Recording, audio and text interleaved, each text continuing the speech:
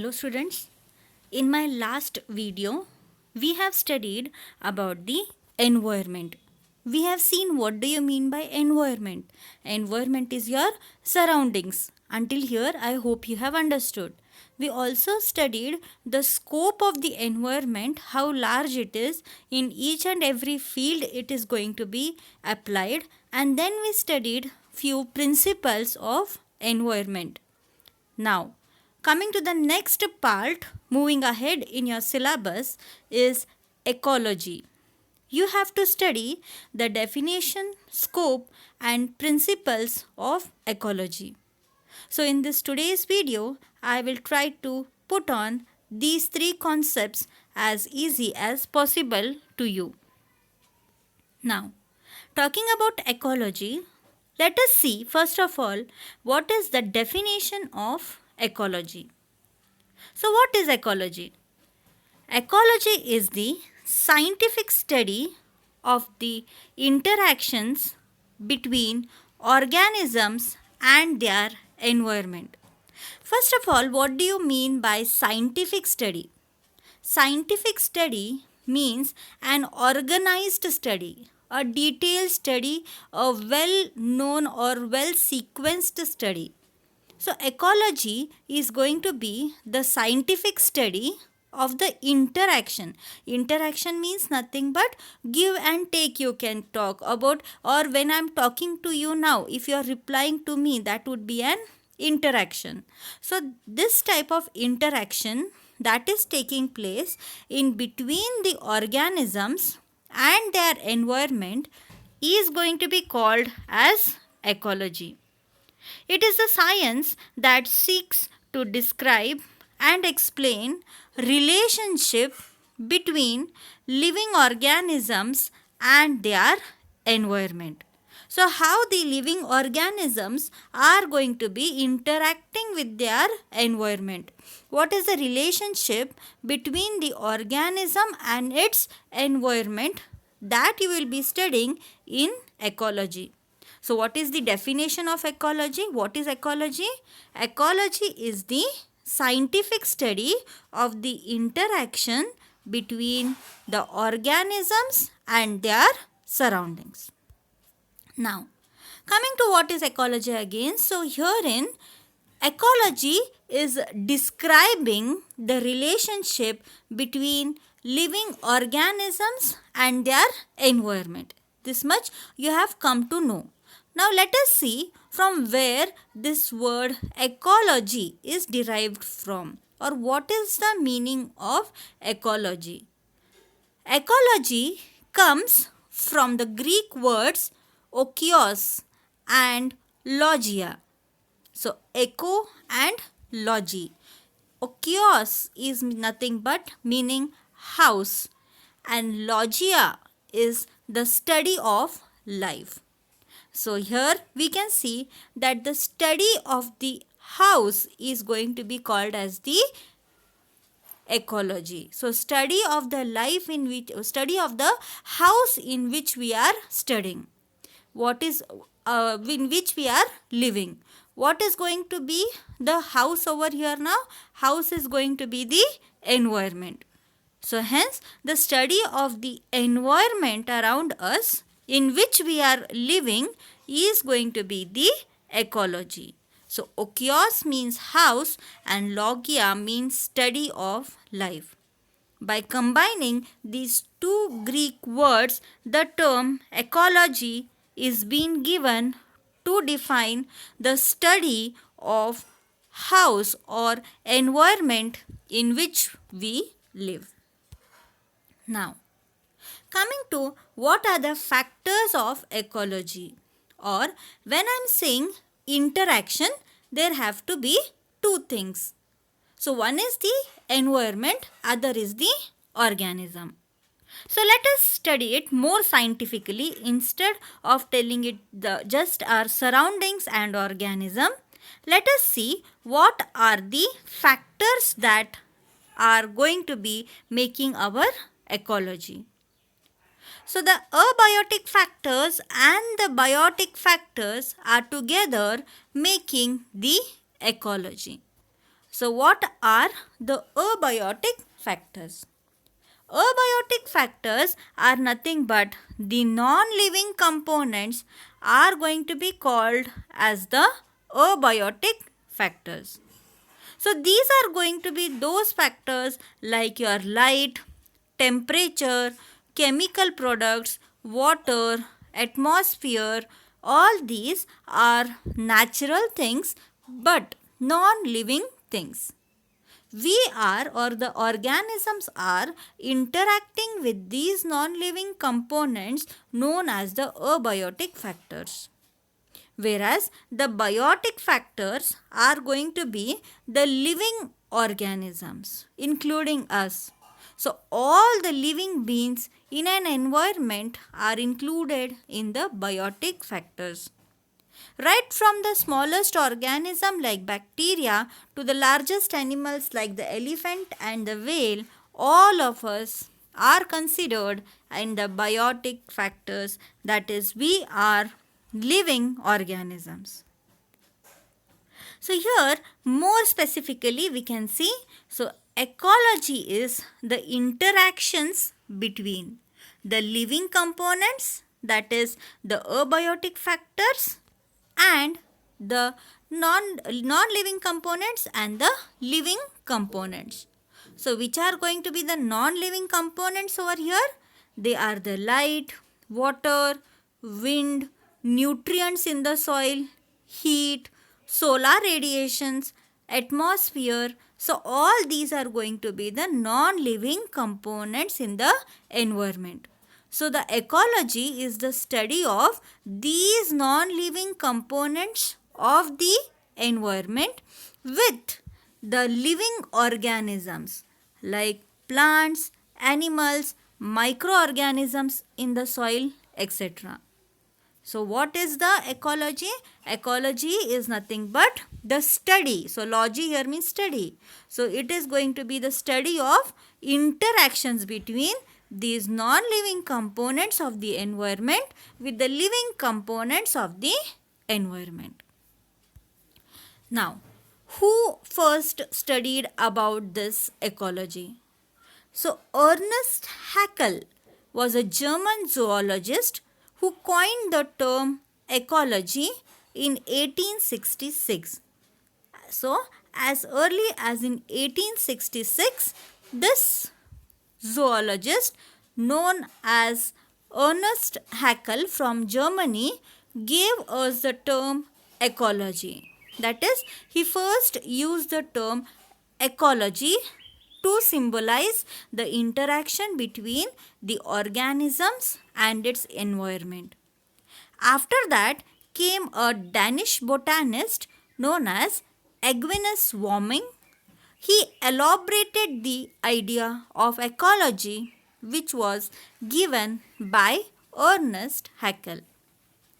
So with this, I hope the definition of ecology and what exactly ecology is understood by you. Coming to the next part over here is scope of ecology.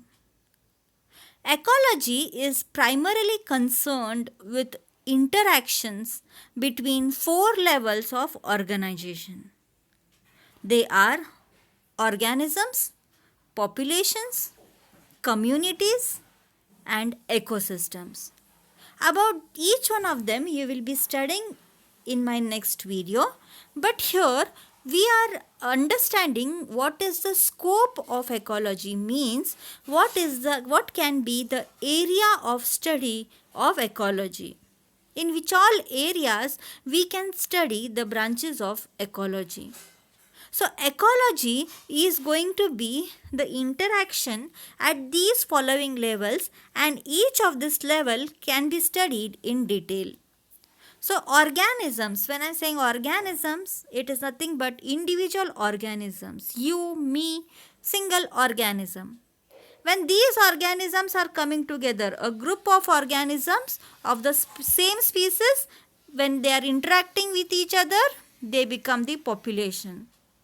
When these populations are getting together, these assemblage of the populations of different species and their interactions is the community.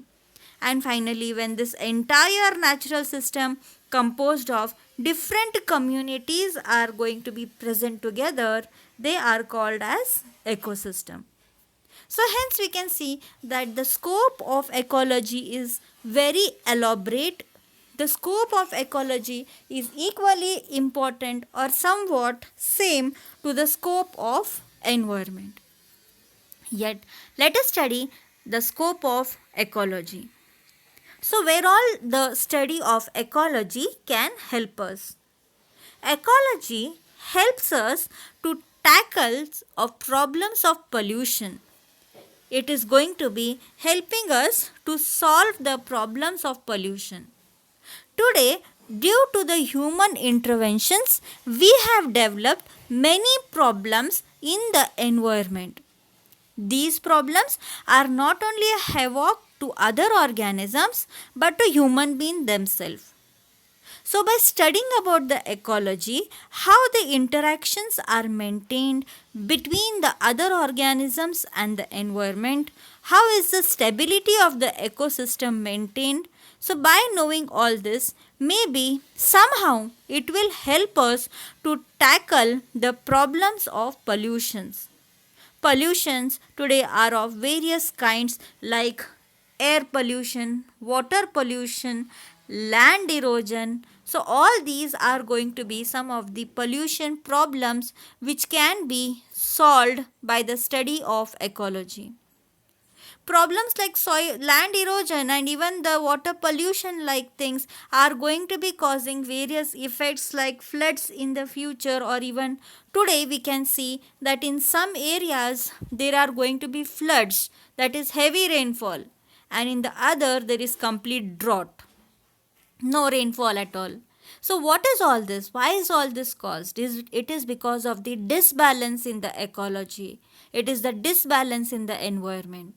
So by studying this ecology, maybe somehow we will be able to manipulate, or we can stop the manipulation of the environment and see how the ecosystem stability can be given back to the ecology.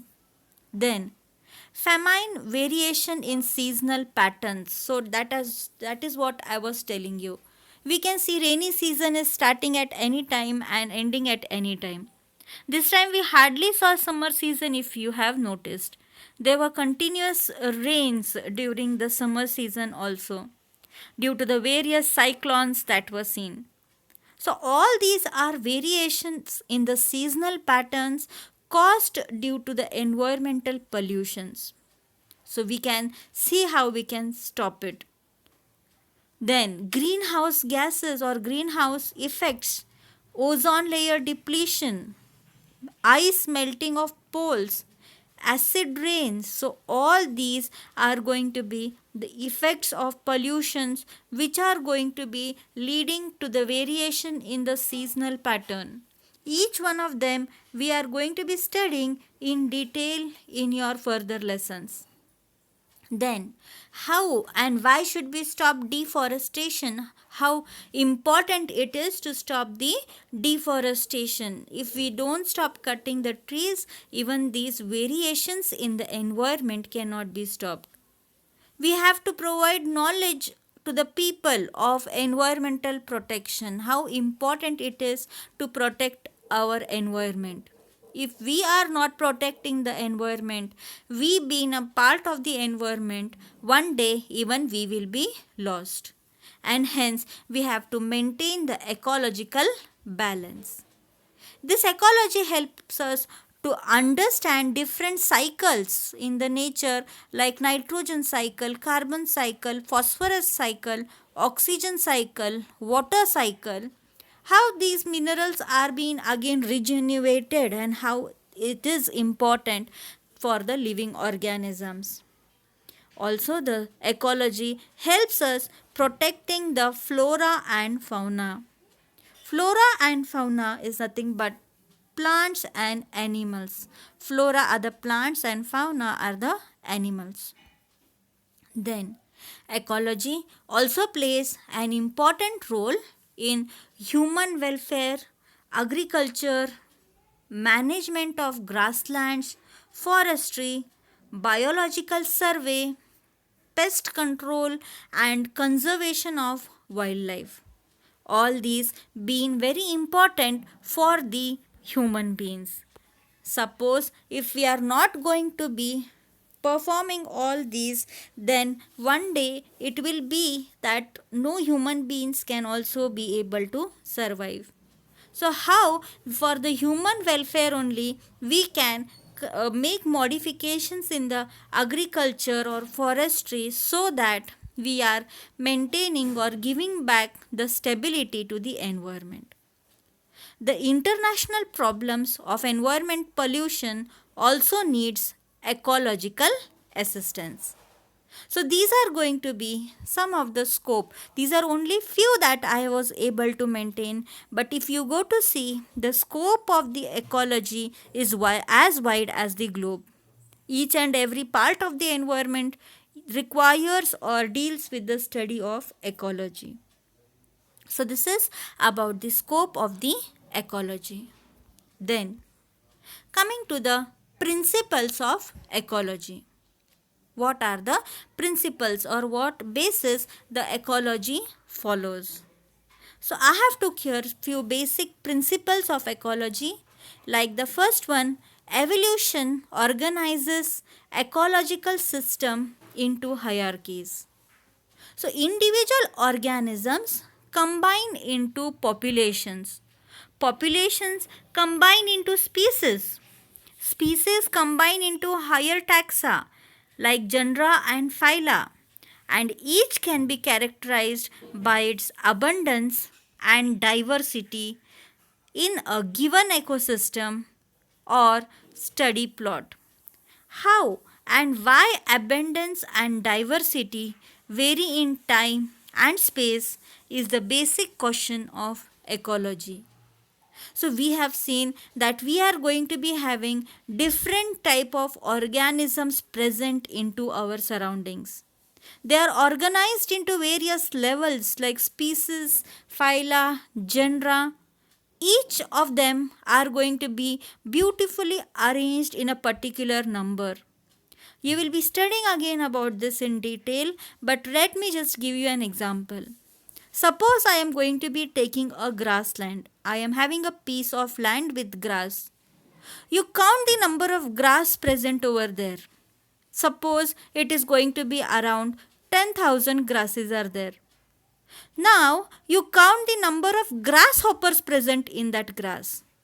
Will it be more than the grass or less than the grass?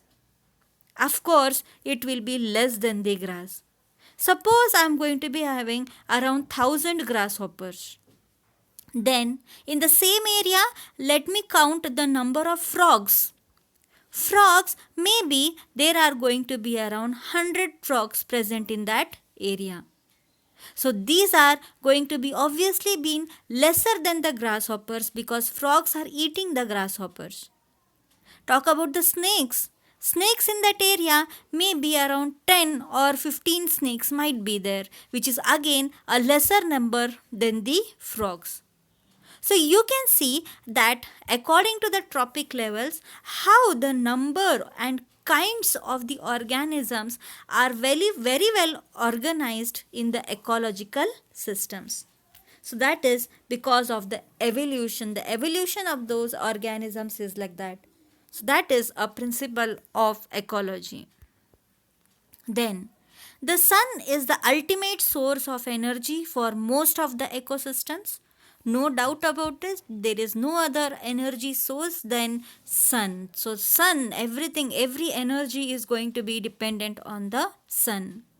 Life runs on the carbon rich sugars produced by photosynthesis. Photosynthesis, photo is light, synthesis is production. So every ecosystem's sugar output depends on how much solar energy and precipitation it receives. So sun is the ultimate source of energy. Then the third principle, organisms are chemical machines that run on energy. So these organisms, including you and me, are running with the help of this energy that is being got from the sun. The laws of chemistry and physics limit the ways each organism makes a living and provide basic framework for ecology. The supply of chemical elements and the sugars needed to the fuel their assembly into the organisms limit the abundance and diversity of life. So, wherein what we have to understand is organisms are going to be deriving the chemical energy from the sun. And this chemical energy that is going to be somehow produced from the fuel, that is food we are eating, the sugar that is there, it is going to be converted into various chemical elements. The fourth principle is chemical nutrient cycle repeatedly while energy flows through an ecosystem. So, whatever chemical nutrients are there, they are not going to be present in a particular place for a longer time. They are being cycled like your water cycle. Water is falling on the ground. From the ground, it is becoming vapors, back into the clouds, again clouds into the rain. So, it is a cycle, water cycle. In the same manner, even the nutrients that are present into our environment, maybe it is carbon, nitrogen, phosphorus, sodium, oxygen, or carbon dioxide, all these elements are cycled into the environment through the energy flow, that is from one tropic level to another, from one organism to next, from grass to grasshopper, from grasshopper to frog, from frog to snake. The energy flow goes on, the transfer of elements goes on, and the cycle remains continued. The atoms of elements like carbon, nitrogen, phosphorus, sodium go back and forth, spending time in living to spending time in the dead parts of the organism in the ecosystem. From that is from the organisms to the soil, from soil to the organisms, the cycle is going on. But the photons of solar energy can be used only once before they are lost to the universe. Fifth principle, organisms interact, do things to each other in ways that influence their abundance. So the organisms that are present in nature, they are going to be interacting with each other. They can eat one another, they can compete for shared resources. Shared resources means, suppose I am having a goat and a buffalo, both want grass, so they are competing for the shared resources. They are helping each other for the survival. So each pair of species in an ecosystem can be characterized by the strength and kind of their interaction, measured by their contribution to dn by dt. dn by dt is nothing but population density. Again, we will take it in the further classes. So what is the sixth principle then? So principle 6 is ecosystems are organized into webs of interaction, that is the food webs. Very interesting part. So here we can see the abundance of a population is influenced by a chain of interactions that connect it to the other species in its ecosystem. This often leads to the complex behavior, and a key challenge in ecology is determined what patterns of abundance and diversity can be predicted. Now here I will give you a very simple example to understand this principle. Suppose I am having a tiger. Now this tiger is going to be feeding on the deer. So can anybody tell me that this tiger is eating only the deer? No. The tiger, if it was eating only the deer, what would happen? All the deers would have finished by now. But it is not happening so.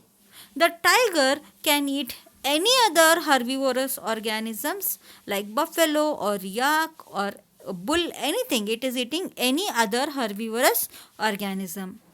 So in this manner, it is maintaining a webbed structure of the food chain.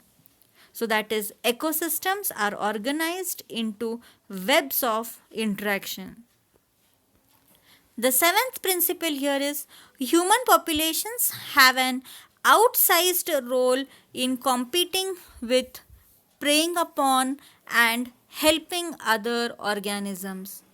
So human populations, they say with brains, but I rather you can say it is only human beings are a rational animal who have the capability to think even about the others and understand others. So humans are one of the millions of species embedded in the Earth's ecosystem. The ability of humans to change the planet, abated by our large population size and technological powers, increases our ability to shape the biosphere's future. So the human beings, due to its technological powers, it is going to be having an ability maybe to change the earth in future. Who knows? So humans, through the principles that we have already studied, are currently changing the climate, rearranging its chemistry, decreasing populations of food, moving around its species, and decreasing in its diversity. So human populations have been responsible for developing the ecological stability, you can say in short. Finally, we can say ecosystem provides essential services to human populations. So these include, so whatever human beings are surviving, whatever we are living, that is because of ecology.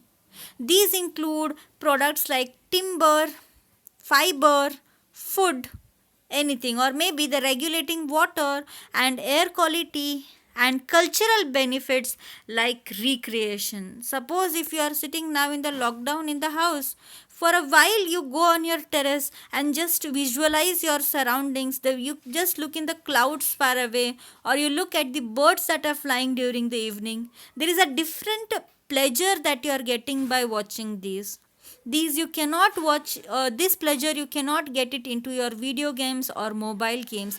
The pleasure you are getting, the recreation you are getting from the ecology. A key goal of ecology is to use the above principles to preserve ecosystem services. So ecology is doing a lot of things for us. So it is now our duty to protect this ecosystem and the environment, not for others but at least for ourselves, by studying little bit about this and also educating the people by telling the importance of the environment, importance of the trees and animals around us. So this is all about today. That is, we have studied the ecology basic definition. So what is ecology? Basics, definition of ecology, scope, and some of the principles of ecology. In the next video, I will be sending you how this ecology is organized into population, communities, and ecosystem. So that's all for today. Thank you.